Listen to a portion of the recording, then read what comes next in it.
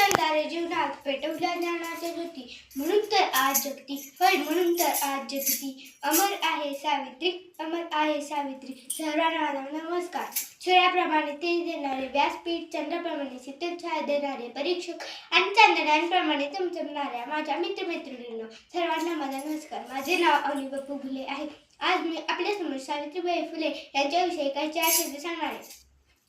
त्यांचा जन्म 3 जानेवारी 1831 साली सातारा जिल्ह्यातील नायगाव या गावी झाला. त्यांच्या वडिलांचे नाव खंडोजी पाटील व आईचे नाव लक्ष्मीबाई असे होते. वयाच्या अवघ्या 9व्या वर्षी त्यांचा विवाह थोर समाजसुधारक महात्मा ज्योतिराव फुले यांच्याशी झाला. महात्मा फुले यांनी सावित्रीबाईंना लिहायला वाचायला शिकवले व स्त्री शिक्षणाचा पाया रचला. त्या भारताच्या पहिल्या महिला शिक्षिका होत्या.